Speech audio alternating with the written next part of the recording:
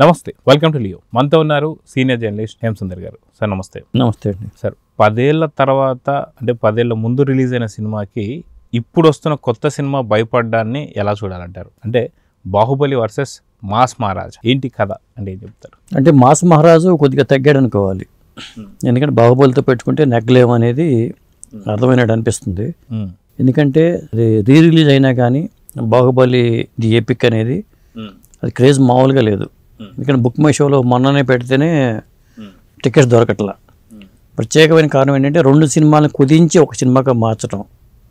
అంటే ఖచ్చితంగా అలా కుదించినప్పుడు హైలైట్ అయిన సన్నివేశాలే ఉంటాయి. అది దాంతోపాటు మన సెంధిల్ కుమార్ కెమెరామెన్ కూడా ఒక ఇంటర్వ్యూలో మాట్లాడుతూ కొన్ని కట్ చేసిన సన్నివేశం కూడా కీలకమైన సన్నివేశాలు కొన్ని కలిపే ఉంది దీంట్లో అంటున్నాడు. ఖచ్చితంగా ఇది ఒక కొత్త సినిమాలాగా అనిపిస్తుంది. కాబట్టి బాహుబలి ది ఎపిక్ అనేది కొత్త సినిమాగానే చూస్తున్నారు తప్పితే దాన్ని సీక్వెల్గానో రీ రిలీజ్గానో చూడట్లా. అందువల్లే ఇప్పుడు ఈ టైంలో కూడా మళ్ళీ రిలీజ్ చేస్తున్నా కానీ ఈ ఆలోచన వచ్చిన వాళ్ళకి హ్యాట్స్ ఆఫ్ చెప్పాలి. ఎందుకంటే ఇప్పుడు దీనికి పెద్ద ఖర్చు అయ్యేది ఏమీ ఉండదు. ఎడిటింగ్ పరమైన ఖర్చును కట్ చేసి దీనికి కలపటమే తప్పితే ఇతరత్ర ఏమీ లేదు. కాబట్టి ఇట్లా చేసిన సినిమాని రీ రిలీజ్ చేస్తే ఎంత వసూలు చేస్తుందనే లెక్కలు కూడా మారుతున్నాయి ఇప్పుడు. అదండి. అంటే వాస్తవానికి ఇప్పటికే ఆ సినిమాని టీవీలో పదే చూడడం జరిగింది, ఓటీటీలో కావచ్చు, ఇలా మనం చాలాసార్లు చూస్తూ వస్తున్నాం. కానీ ఇప్పటికీ ఆ సినిమా మీద ఇంత క్రేజ్ ఉండడాన్ని ఎలా చూడాలంటారు? అది రాజమౌళి గారి సినిమా కావటం ఒకటిను, కొత్తగా దీన్ని కుదించడం 3 గంటల 40 నిమిషాల సినిమాగా మార్చడం.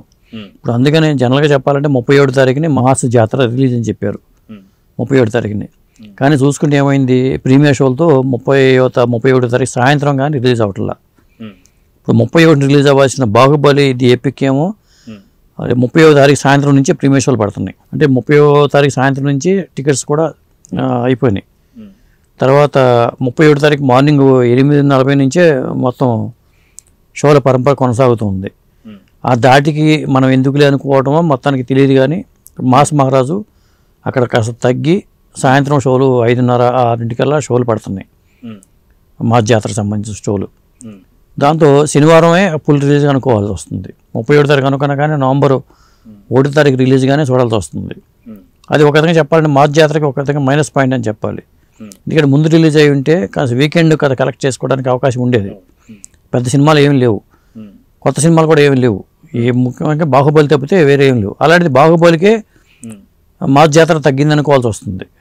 ఎందుకు వచ్చిన గొడవ, మనం తగ్గితే బెటర్ అనే ఉద్దేశమో మొత్తానికి ఏదైనా కానీ కొద్దిగా వెనక్కి తగ్గారని అనుకోవాల్సి వస్తుంది. అయితే 2015లో రిలీజ్ అయిన సినిమా ఇప్పుడు 2025లో అంటే 10 సంవత్సరాలు ముగించుకున్న సందర్భంలో రిలీజ్ అవుతుంది అంటే నిజంగా అంటే వాస్తవానికి కూడా తెలుగు సినిమా ఇండస్ట్రీ అనేది బాహుబలి కన్నా ముందు, బాహుబలి తర్వాత అని చెప్పుకుంటుంటారు.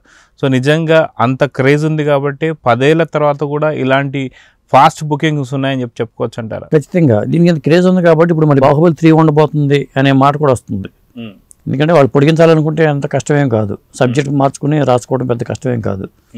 అప్పుడు అంత నమ్మకాన్ని కలిగించింది కాబట్టి మళ్ళీ దీనికి ఇంకొక ప్లాన్ చేద్దాం, రేపొద్దున మహేష్ బాబు సినిమా అయిపోయిన తర్వాత మళ్ళీ ఇది ప్లాన్ చేస్తే ఎలా అవుతుందనే ఆలోచన కూడా వాళ్ళకి వచ్చినట్టుగా మనకు వార్తలు వస్తున్నాయి. అది అఫీషియల్ కన్ఫర్మేషన్ రాజమౌళి గారు ఇవ్వాల్సింది తప్పితే మనకి చెప్పలేము అనుకోండి. కాకపోతే ఈ సినిమా మీద అయితే క్రేజ్ అయితే వచ్చిన మాట వాస్తవం. ఎందుకంటే ఇది కొత్త సినిమా కాకపోయినా కానీ మరి మాస్ మహారాజుకే వణుకు పుట్టించేలాగా బాహుబలి ఇది ఎపిక్ అనేది ఉండబోతుంది అనేది అర్థమవుతుంది. మరి నాగవంశీ గారు ఏమో ఆశలని మాస్ జాతరమే పెట్టుకున్నారు. మరి ఆయన ఈ సినిమా మీద హోప్స్తోనే వాళ్ళు ప్రీ రిలీజ్ ఈవెంట్ ఘనంగా చేసుకున్నారు.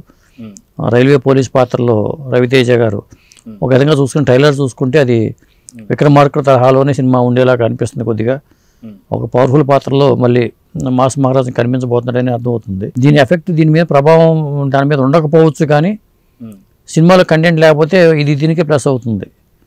ఖచ్చితంగా ఒక మంచి కంటెంట్ ఉంటే మళ్ళీ ఖచ్చితంగా మాస్ జాతర హిట్ అయ్యే అవకాశాలు ఉండి నాగవంశీ గారి హోప్స్ అన్నీ కూడా మాస్ జాతర మీద పెట్టుకున్నారు. ఆయనే అన్నారు కదా, నేను ఏదో దుబాయ్ పారిపోయిన అన్నారు అని చెప్పి దీని మీద ఆయన మాట్లాడుతూ కూడా మళ్ళీ ఒకసారి గుర్తు చేసుకున్నారు. నేను ఎక్కడికి వెళ్ళలేదు అంటూ ఆయన తనదైన రీతిలో సమాధానం చెప్పారు. అంటే సోషల్ మీడియాలో ట్రోల్ చేసే వాళ్ళ కోసం ఆయన అలాంటి సమాధానం ఇచ్చారు. అయితే అదిగా మనం చూసుకుంటే ఏదైతే ఈవెంట్స్ జరుగుతున్నటువంటి మీరు ఇందాక అన్నట్టు ప్రీ రిలీజ్ ఈవెంట్ ఫంక్షన్లో కూడా రాజేంద్ర ప్రసాద్ గారు అంటున్నారు, అటు తెలంగాణలో అటు తెలంగాణలోను ఇటు ఆంధ్రాలోను రెండిట్లో కూడా సినిమా చాలా పెద్ద హిట్ కాబోతుంది. లేదు హిట్ కాదంటే మీరు తీయనండి అని చెప్పి పెద్ద కాన్ఫిడెన్స్తో చెప్తున్నారు. సో ఎలా చూడాలంటారు? అదే ఆయన కీలకమైన పాత్ర పోషిస్తూ వచ్చారు దాంట్లో. అలాగే మంచి ప్యాడింగ్ పరంగా చూసుకుంటే మంచి ప్యాడింగ్ ఉంది, పాటల పరంగా కూడా పర్లేదు. భాను భోగవరపుకి ఒక మంచి సినిమా అయ్యే అవకాశం కనిపిస్తుంది. అతను కూడా రైటర్గా మంచి హిట్లు ఇచ్చిన రైటర్ అతను, భాను భోగవరపు. అతను కూడా ఈ సినిమా హోప్స్ పెట్టుకున్నాడు. మళ్ళీ రవితేజకి ఈ సినిమా తర్వాత సంక్రాంతికి సినిమా రాబోతుందంటున్నారు కిషోర్ తిరుమల డైరెక్షన్లో. అది భర్త మహాచనులారా విజ్ఞప్తి అనే ఒక వెరైటీ టైటిల్తో రాబోతుంది. అదేంటంటే ఫ్యామిలీ ఆడియన్స్ టార్గెట్. రవితేజకి ఎప్పుడు మాస్ సినిమాలే, అతనికి మాస్ మహారాజ్ అనే పేరు కూడా ఉంది కాబట్టి ఖచ్చితంగా మాస్ జాతర హిట్ అయితే మళ్ళీ రవితేజకి ఒక లైఫ్ వచ్చినట్టే. ఆ మధ్యన ఆయన ధమాకా తర్వాత వచ్చిన సినిమాలు ఏవి కూడా సరిగ్గా సరైన ఫలితాలను ఇవ్వాల. ముఖ్యంగా ఏంటంటే ఈగల సినిమా కూడా అనుకున్న రేంజ్ ఈగలకి రాలేదు. దాని తర్వాత కూడా కొన్ని సినిమాలు వచ్చినాయి, మిస్టర్ బచ్చన్ సినిమా కానీ ఇవన్నీ కూడా పెద్దగా ఆడల. ఇప్పుడు ఆయన ఆశలన్నీ కూడా దీని మీదే ఉన్నాయి, మా జాతర మీద ఉన్నాయి.